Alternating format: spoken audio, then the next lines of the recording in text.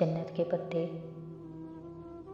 ये ताज बहारे और आयशे गुल की तरफ से। उसने मुस्कुराते हुए सर पे पहने ताज को छुआ। मरी में ऐसे ताज बकसरत मिलते थे, मगर उनमें से कोई भी ताज इतना खूबसूरत ना था। कोई ताज इतना खूबसूरत हो भी नहीं सकता था। बहारे अब पजल बॉक्स और सुई धागा एहतियात से अपने गुलाबी ज़ंबील में रख कर आयशे के साथ काम करवाने लगी। उसने भी उठना चाहा, मगर आयशे ने रोक दिया। तुम मेहमान हो और तुम्हारी तबीयत भी ठीक नहीं है। जब ठीक हो जाएगी तो करवा लेना। फिर काम ख़त्म करके बहारे ने चटाई बिछाई और बड़ी बास्केट से पानी की बोतल निकालकर हया और आयशे के हाथ धुलाए। फिर लंच बॉक्सेस खोल खोल कर चटाई पे रखने लगी। ये तली हुई मछली है, ये सलाद है और ये मुर्गाबी का सालन। खाना अभी तक गर्म था और उसकी खुशबू बहुत इश्तियार अंगेज़ थी। उसे याद था शुरू शुरू में वो और डीजे तुर्क खाने से कितनी नफ़रत करते थे, मगर चंद ही रोज़ बाद उनको तुर्क खाने से अच्छा कोई खाना नहीं लगता था। यूँ सुनसान जंगल में दरख्तों के बीच ज़मीन पे बैठे ठंडी सी दोपहर में वो उसका पहला खाना था। इस्तांबुल की चहल पहल और हंगामा खेज ज़िंदगी से दूर एक तन्हा जजीरे पे, जहाँ वो खुद को फितरत के ज़्यादा करीब महसूस कर रही थी। खाना खाकर चीज़ें समेट कर वो लकड़ियों के छोटे छोटे गट्ठे सरों पे उठाए ढलान से उतरकर वापस बग्गी तक आ गई। आयशा ने कुल्हाड़ी, लकड़ियाँ और औजार संदूक में रखे और बग्गी को वहीं छोड़कर दूसरी सिमत चल पड़ी। उसने नहीं पूछा था कि अब वो किधर जा रहे हैं।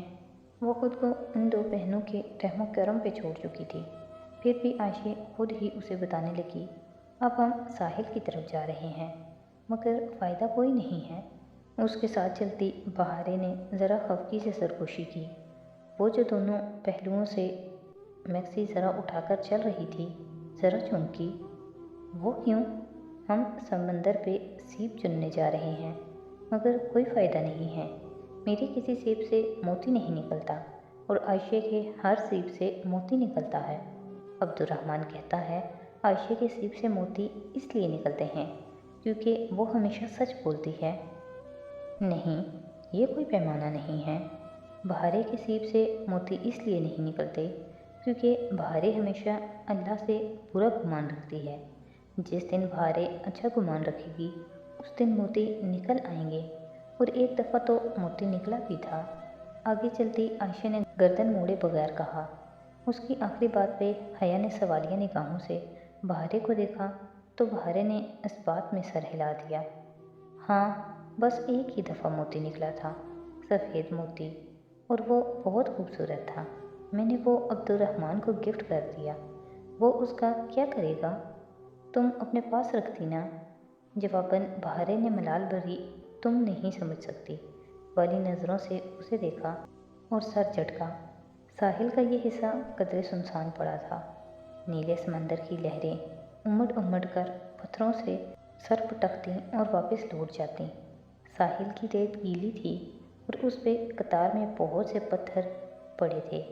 कराची का साहिल रेत वाला होता, मगर ये साहिल पत्थरों वाला था। वो चीज़ें महफूज जगह पर रख कर जूते उतार कर नंगे पांव चलती पानी में आ खड़ी हुई। इधर समंदर अक्सर सीप डाल देता है, मगर रोज़ नहीं। आयशे पाँव पाँव भर पानी में चलती कह रही थी। लहरें उमड़ उमड़ कर आती, उससे टकराती और उसे घुटनों तक भिगोकर वापस चली जाती। वो तीनों एक दूसरे से फासले पर खड़ी अपनी अपनी टोकरियाँ उठाए सीप ढूंढ रही थी। पानी यक बसता था और हवा सर्द थी। उसने पलट कर देखा तो आयशे और बहारे रेत से सीप उठा उठा कर अपनी टोकरी में भर रही थी, मगर उसे अपने पास कोई सीप नज़र नहीं आया। वो मुतलाशी निगाहों से पानी की तह तले झलकती रेत को देखती आगे बढ़ रही थी। तभी एक तेज़ लहर आई तो वो लड़खड़ा कर फिसली और कमर के बल रेत पे जा गिरी। सद शुक्र के पत्थरों का साहिल चंद कदम दूर था। लहर वापस पलट गई। वो रेत पे गिर पड़ी थी। मुकम्मल तौर पे भीगी हुई। उसकी चोटी भीग गई थी। रेत के ज़र्रे सफ़ेद लिबास पे जा चिपके थे। वो दर्द से दुखती कमर को सहलाती बमुश्किल उठ खड़ी हुई। आयशे और बहारे ने उसे गिरते देखा न उठते। उसने भी वावेला ना किया। पानी का दर्द आग के दर्द से कम ही होता है। वो बर्दाश्त कर गई। उसको गिराने वाली लहर उसके कदमों में एक सीप डाल गई थी। उसने झुककर सीप उठाई और एक शामी कबाब के साइज जितना, और उसका होल सफ़ेद, सुरमई और गुलाबी रंगों से बना था। और तुम तो भीग गई। ठहरो, ये शॉल ले लो। पत्थरों के पार चटाई पे बैठे हुए आयशे ने फिक्रमंदी से उसे देखा और एक शॉल टोकरी से निकाल कर दी जो उसने शानों के गिर्द लपेट ली। चलो अब सीप खोलते हैं। वो तीनों तिकोन की सूरत में बैठी थीं, अपनी अपनी टोकरियाँ अपने सामने किए। आयशा ने बड़े से चिपटे ब्लेड वाला छुरा उठाया और अपनी एक सीप निकाल कर फिर उसके होल के दोनों हिस्सों की दरमियानी दर्ज में रखकर बिस्मिल्लाह पढ़ते हुए सीधा सीधा छुरा चला दिया। चटकने की ज़रा सी आवाज़ आई। आयशा ने छुरा एक तरफ रखा और दोनों हाथों से सीप के होल को यूं खोला जैसे कोई किताब खोलते हैं।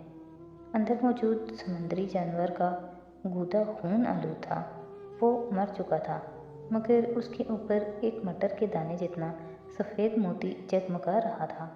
आयशे नरमी से मुस्कुराई और लकर से मोती उठाकर एक मखमली थैली में डाला। वो मशहूर सी ये सारा अमल देख रही थी। बहारे अलबत्ता आलती पालती मारे बैठी थी, हथेलियों पे चेहरा गिराए मुंह बसोरे आयशे को देख रही थी। आयशा ने एक के बाद एक अपने सातों सीप खोले। सब में से मोती निकले। 7 मोती उसकी मखमली थैली में जमा हो चुके थे। फिर उसने छुरा बहारे की तरफ बढ़ाया। अब तुम खोलो। बहारे ने बेदिली से छुरा पकड़ा और एक एक करके अपने 5 सीप खोले। उनके अंदर सिवाय खून आलूद मोलस्क के कुछ भी ना था।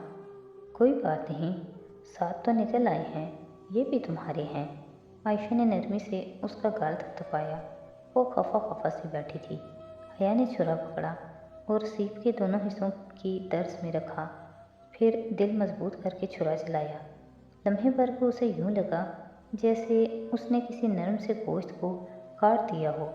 बहारे और आयशे मुंतज़िर सी उसे देख रही थी। उसने सीप के दोनों हिस्सों को पकड़े रखे, किसी किताब की तरह उसे खोला। समंदरी जानवर के खून आलूद लोथड़े के सिवा सीप में कुछ न था।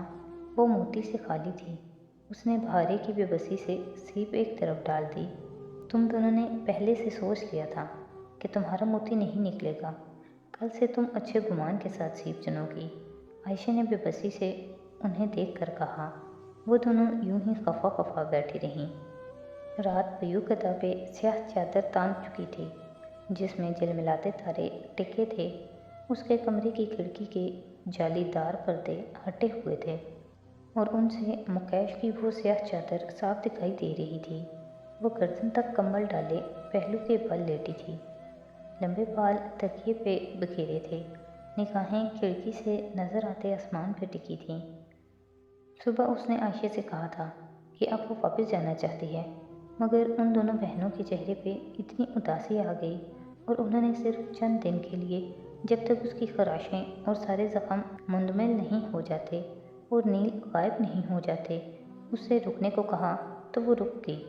उसे बेयुकदा अच्छा लगा था, या फिर शायद उसे ये खौफ था कि अभी सबांची में लोग उसके चेहरे के ज़ख्मों के मुतल्लिक इस्तफसार करेंगे और वो इस पुरफ़िज़ा मुकाम पे मुकम्मल सेहतमंद होकर पहले जैसा चेहरा लेकर वापस पलटना चाहती थी। और बेयुकदा उसे खींचता भी था। इस सफ़ेद महल में कोई मकनातीसी कशिश थी और इन बहनों का खुलूस था जो उसे बांध रहा था। वो घर आयशे गुल का था। यही वो दिल से सारे बोझ उतार देने वाला एहसास था जिसके बायस वो इधर रुकी थी। सबांजी से आजकल स्प्रिंग ब्रेक की छुट्टियां थीं और ब्रेक ख़त्म होने तक वो इधर रह सकती थी। अभी वापस जाना दूसरों को अपने बारे में मशकूक करना होगा। चेहरे के ज़ख्म भरने में अभी वक्त था और दिल के पता नहीं कब भर पाएंगे। एक लम्हे के लिए उसने अपने दिल को टटोला। کہیں وہ اس گھر میں اس لیے تو نہیں رک گئی کہ اس کا تعلق عبد الرحمن پاشا سے ہے؟ مگر نہیں، اس کے دل میں تو جہان سکندر کے علاوہ کسی کے لیے گنجائش نہ تھی۔ ٹھیک ہے، پاشا نے اس پر بہت احسان کیا تھا اور وہ اس کی ممنون تھی، مگر اس کے دل میں پاشا کے لیے کوئی نرم گوشہ نہیں پیدا ہوا تھا، ہو ہی نہیں سکتا تھا۔ اس نے ابھی تک موبائل نہیں لیا تھا۔ عائشہ نے کہا تھا کہ کل تک اس کے ہوٹل کا ملازم موبائل اور سم پہنچا دے گا، بل سمیت۔ اس نے ابا سے کچھ پیسے عائشہ کے اکاؤنٹ میں منگوا لیے تھے تاکہ وہ اپنے اخراجات خود اٹھا سکے۔ البتہ نہ اس نے اماں ابا اور نہ ہی جہان کو بتایا تھا کہ وہ کدھر رہ رہی ہے۔ وہ پہلے ہی ان سے دور تھی، جہاں بھی رہے کیا فرق پڑتا تھا۔ اور پھر استنبول میں عبد الرحمن پاشا کی رہائش سے بڑھ کر محفوظ جگہ کوئی نہ تھی، اس کا اندازہ اسے ہو چکا تھا۔